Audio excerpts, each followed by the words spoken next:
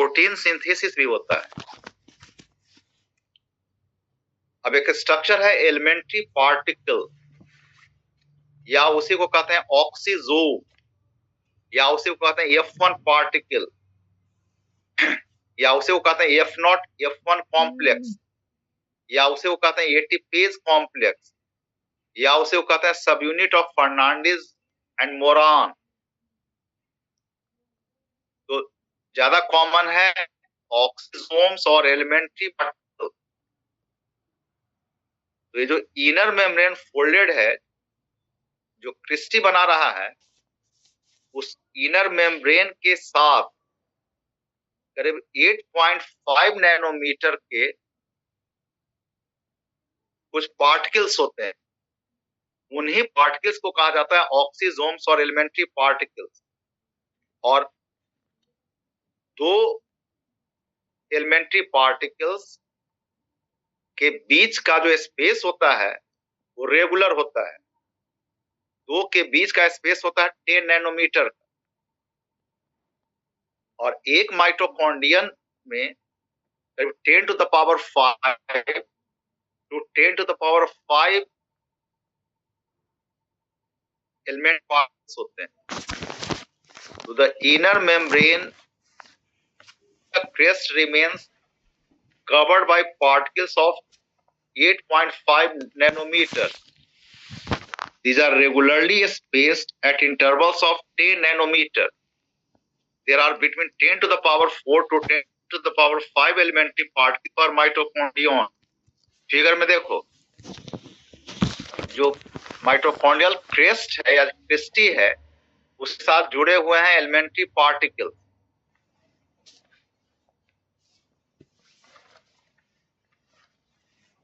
Elementary particle का function क्या है? तो एलिमेंट्री माइटोकॉन्ड्रिया में रेस्पिरेशन होता है और रेस्पिरेशन के दौरान एटीपी का फॉर्मेशन। तो एटीपी का फॉर्मेशन फाइनली होता है ऑक्सीजोम के द्वारा। और माइटोकॉन्ड्रिया में जो एटीपी का फॉर्मेशन होता है उसको कहते हैं ऑक्सीडेटिव फॉस्फोराइलेशन।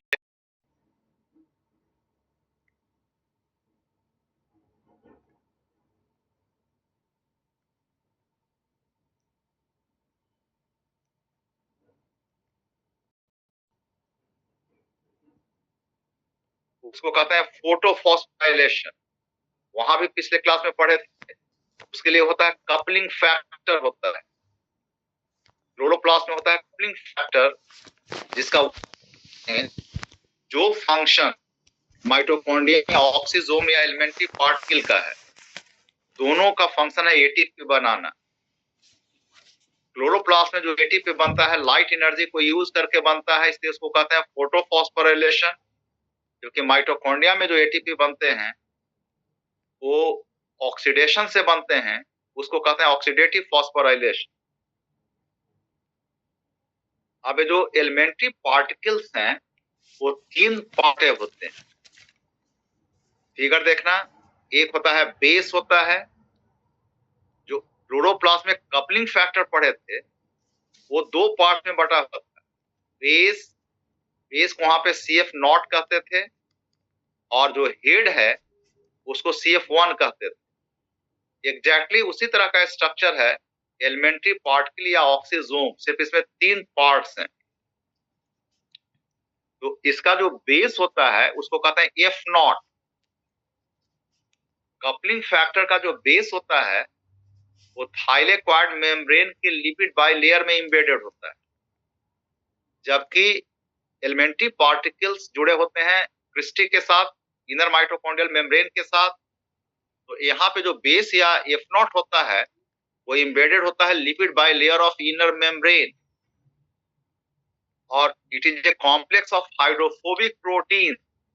ये बना होता है हाइड्रोफोबिक प्रोटीन्स का, वैसे प्रोटीन्स का बना होता है जो वाटर को हेट करते हैं, वाटर से नफरत करते हैं। And it serves as proton channel. ये प्रोटॉन चैनल का काम करता है, इसी के थ्रू प्रोटॉन्स पास करते हैं। एग्जैक्टली यही चीज तुम पढ़े थे कपलिंग फैक्टर के बेस के बारे में। कपलिंग फैक्टर का जो बेस होता है जिसे F नॉट कहते हैं, वो थाइलेक्वाइड मेम्ब्रेन के लिपिड बाइलेयर में एम्बेडेड होता है, और ऑक्सीजोम का जो बेस है इनर माइटोकॉन्ड्रियल मेम्ब्रेन के इनर माइटोकॉन्ड्रियल मेम्ब्रेन के लिपिड बाइलेयर में एम्बेडेड। दोनों बना होता है हाइड्रोफोबिक प्रोटीन्स का, और दोनों सर्व करते हैं एज प्रोटॉन चैनल। दूसरा पार्ट है हेड और F1, ये प्रोजेक्टेड होता है माइटोकॉन्ड्रियल मैट्रिक्स में। कपलिंग फैक्टर का जो हेड होता है वो प्रोजेक्टेड होता है स्ट्रोमा में,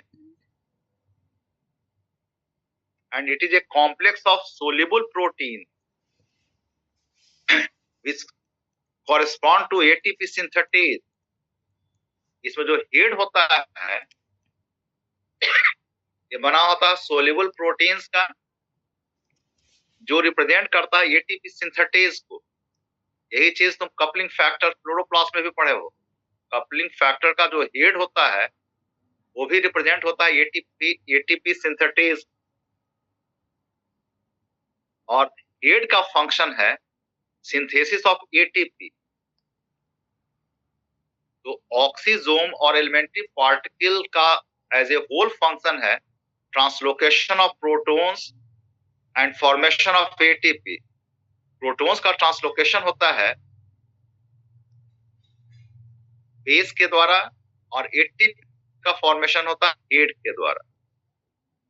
और बेस और हेड के अलावा इसमें एक स्टॉक होता है, ये स्टॉक बेस को जोड़ता है हेड के साथ। एक फिगर बनाया हुआ है, माइटोकॉन्ड्रियल मेम्ब्रेन के साथ जुड़ा हुआ है ऑक्सीजोम। 3 पार्ट्स हैं, हेड है मैट्रिक्स में, बेस है एम्बेडेड है इनर माइटोकॉन्ड्रियल मेम्ब्रेन में, और बीच में है स्टॉक। अब तुम पढ़े होगे, या जो कुछ स्टूडेंट्स हैं जो नहीं पढ़े हैं अभी, जो फाउंडेशन बैच के जो स्टूडेंट्स हैं वो नहीं पढ़े हैं रेस्पिरेशन, तो रेस्पिरेशन में पढ़ोगे इलेक्ट्रॉन ट्रांसपोर्ट सिस्टम ETS, या इसे कहते हैं रेस्पिरेटरी चेन।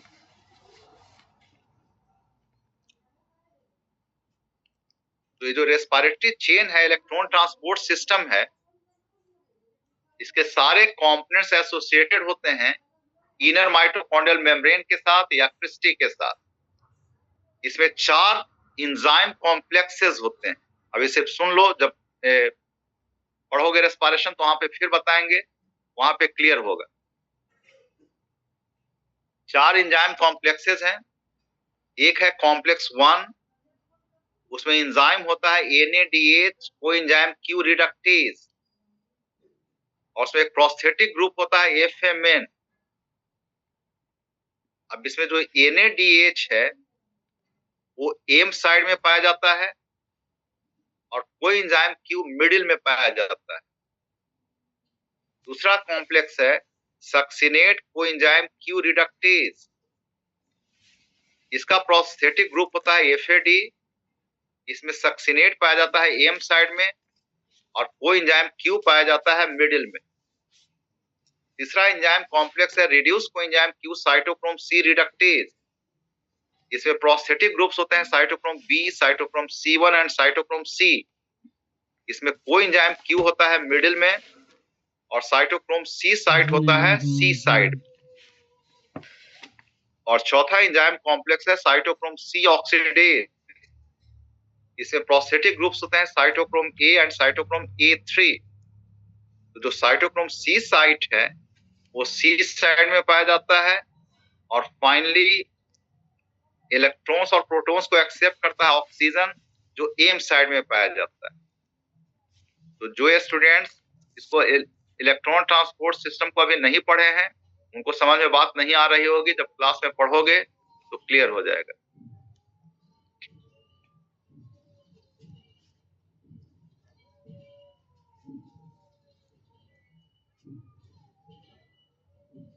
अब देखो, mitochondria are semi autonomous organelles. Chloroplast की तरह क्लोरोप्लास्ट पढ़े थे सेमी ऑटोनोमस ऑर्गेनेल्स हैं, तो माइटोकॉन्ड्रिया भी सेमी ऑटोनोमस ऑर्गेनेल्स हैं। क्लोरोप्लास्ट और माइटोकॉन्ड्रिया दोनों होते हैं सेमी ऑटोनोमस ऑर्गेनेल्स, इसको याद रख। ये क्वेश्चन पूछते रहता है इनमें से कौन सेमी ऑटोनोमस ऑर्गेनेल्स हैं। तो माइटोकॉन्ड्रिया में क्षमता है जो प्री एग्जिस्टिंग माइटोकॉन्ड्रिया है उससे ओरिजिनेट करने, जो माइटोकॉन्ड्रिया पहले से प्रेजेंट हैं उन्हीं के डिवीजन से नए माइटोकॉन्ड्रिया बनते हैं। तो mitochondria originate from pre existing mitochondria by division. अब माइटोकॉन्ड्रिया में डिवाइड करने की क्षमता है, ग्रो करने की क्षमता है, डिफरेंशिएट करने की क्षमता, लाइक क्लोरोप्लास्ट या लाइक एनी सेल, ये सब प्रॉपर्टी शो कर रहे हैं ऑटोनोमस होने की। तीसरा है कि माइटोकॉन्ड्रिया में अभी पढ़ा कि उसके मैट्रिक्स में डीएनए पाया जाता है, राइबोसोम्स पाए जाते हैं, डीएनए के ट्रांसक्रिप्शन से मैसेंजर आरएनए बनता है, राइबोसोमल आरएनए बनता है, ट्रांसफर आरएनए बनता है और प्रोटीन सिंथेसाइज करने की क्षमता होती है। तो माइटोकॉन्ड्रिया क्लोरोप्लास्ट की तरह प्रोटीन्स बना सकते हैं, लेकिन माइटोकॉन्ड्रिया में जितने प्रोटीन्स पाए जाते हैं उनमें से ज्यादातर प्रोटीन्स न्यूक्लियर जीन्स के द्वारा बनाए जाते हैं। कुछ ही ऐसे प्रोटीन्स हैं 10% के आसपास जिनके लिए जीन्स पाए जाते हैं माइटोकॉन्ड्रिया में। इस तरह से माइटोकॉन्ड्रिया पूरी तरह ऑटोनोमस नहीं है, सेमी ऑटोनोमस है। तो mitochondria contain DNA and ribosomes and are able to synthesize proteins. The mitochondrial DNA codes for messenger RNA, ribosomal RNA, transfer RNA, and for a few proteins. Most of the proteins of mitochondria, however, result from the activity of the nuclear genes and are synthesized on ribosomes of the cytosol. ज्यादातर proteins बनते हैं nuclear jeans के द्वारा cytosol में, वैसे ribosomes के द्वारा जो पाए जाते हैं साइटोसोल या साइटोप्लाज्म। कुछ ही ऐसे प्रोटीन्स हैं जो माइटोकॉन्ड्रियल डीएनए और राइबोसोम्स के द्वारा बनाए जाते हैं। यही सब बात पढ़े थे क्लोरोप्लास्ट के लिए। अब देखो ओरिजिन ऑफ माइटोकॉन्ड्रिया, तो क्लोरोप्लास्ट के ओरिजिन में पढ़े थे, एक सिम्बायोटिक हाइपोथेसिस पढ़े थे। तो माइटोकॉन्ड्रिया का भी ओरिजिन माना जाता है कि सिम्बायोटिक रिलेशनशिप के कारण माइटोकॉन्ड्रिया का ओरिजिन हुआ। कोई ऐसा ऑर्गेनिज्म रहा होगा जिसमें एरोबिक रेस्पिरेशन नहीं होता, उसमें एनारोबिक रेस्पिरेशन होता, और उस ऑर्गेनिज्म ने इन्वेड कर दिया एक ऐसा बैक्टीरियम जिसमें एरोबिक रेस्पिरेशन की क्षमता है। तो एरोबिक रेस्पिरेशन ज्यादा एटीपी बनते हैं। तो बैक्टीरिया जो अटैक किया, इन्वेड किया होस्ट सेल को, उसमें एरोबिक रेस्पिरेशन ज्यादा और वो प्रोवाइड करने लगा उस होस्ट सेल को। तो दोनों के बीच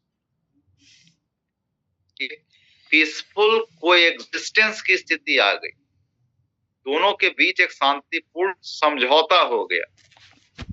वो ऑर्गेनिज्म जो होस्ट था वो स्पेस दे दिया उसको और बदले में वो एटीपी देने लगा। तो वही ऑर्गेनिज्म जो इन्वेडर के रूप में इंटर किया था वो इन ड्यू कोर्स बदल गया माइटोकॉन्ड्रियन में। तो जिस तरह से क्लोरोप्लास्ट का ऑरिजिन हुआ है सिम्बायोटिक रिलेशनशिप से, symbiotic relationship between a prokaryotic cell and a host cell, तो उसी तरह से माइटोकॉन्ड्रियन का भी ऑरिजिन हुआ है। तो दोनों का ऑरिजिन प्रोकैरियोटिक ऑरिजिन हुआ है। दोनों क्लोरोप्लास्ट और माइटोकॉन्ड्रिया बने हैं प्रोकैरियोटिक सेल से। अब mitochondria are intracellular prokaryotic parasites that had established biotic cell.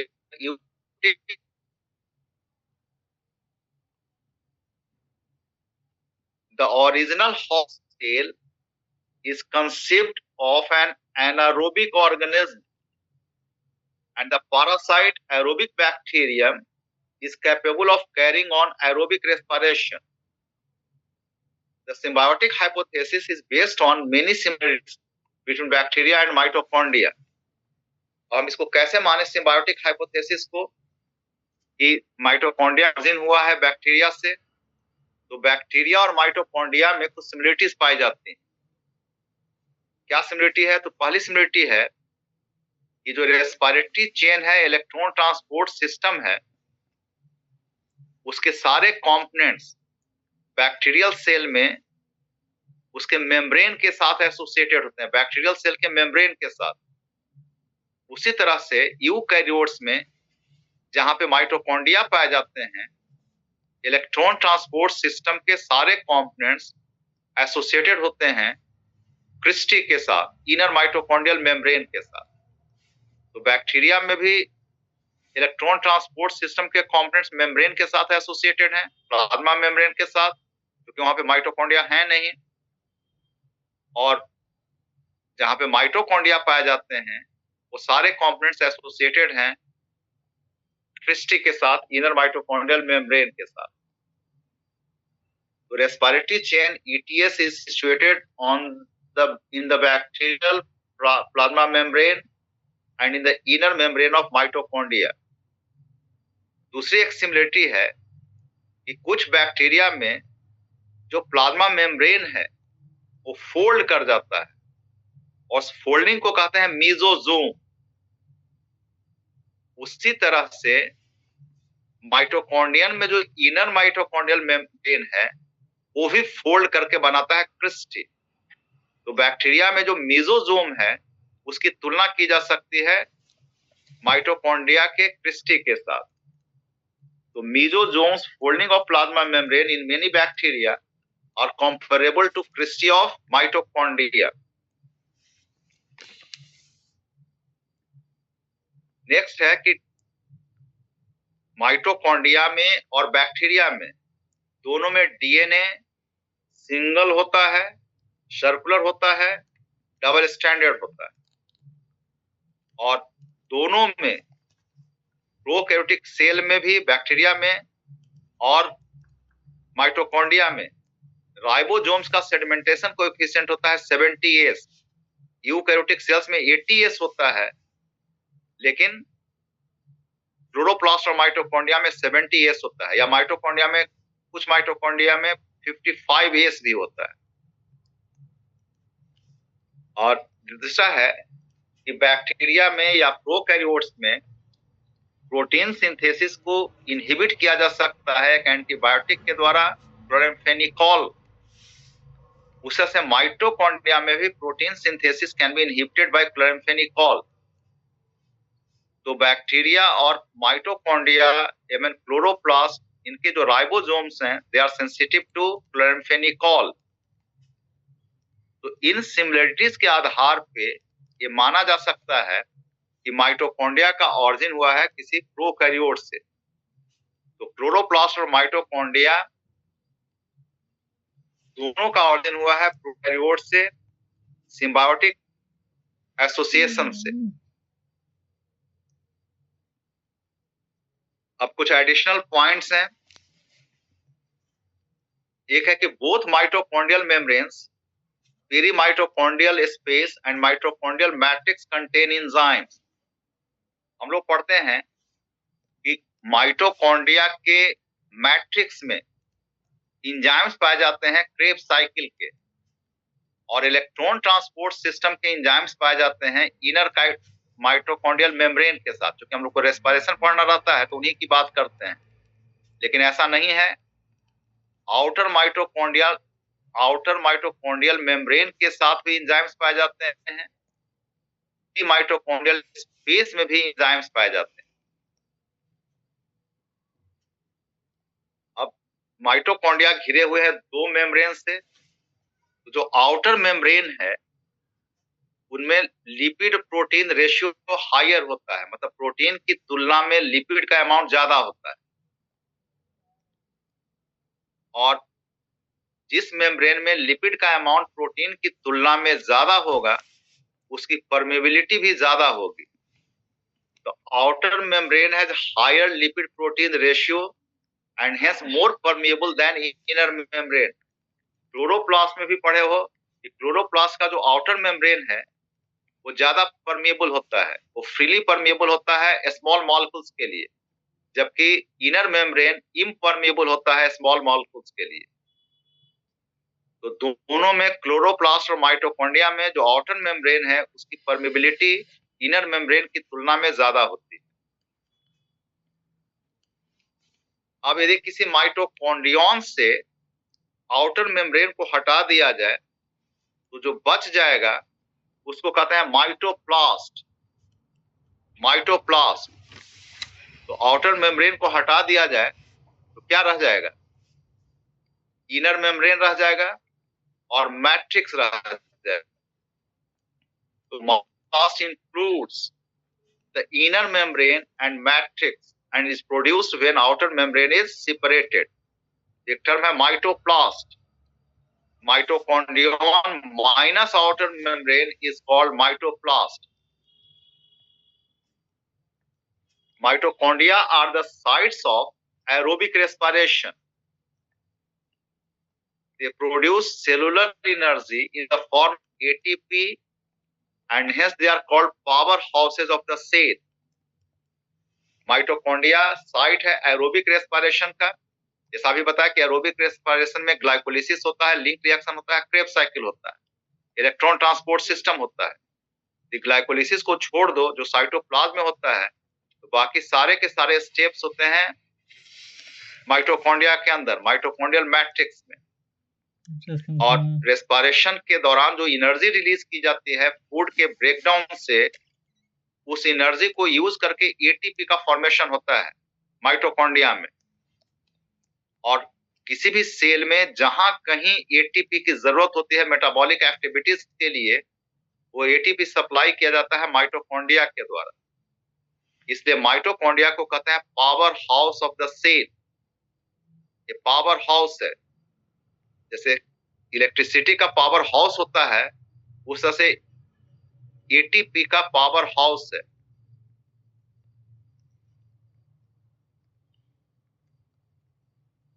ठीक है? Yes sir. अच्छा सुनो, ये हो सकता है कि पहले 3 दिन लेते थे, ट्यूसडे थर्सडे सैटरडे, अभी छुट्टी है तो हो सकता है कि रोज ले क्लास। ठीक है? Okay sir. Yes sir. ठीक है, तो लेके इसको खत्म ही कर दो इस छुट्टी में। ठीक है, तो हम मैसेज भेज देंगे, कल तो होता नहीं, ले मंडे को लेंगे।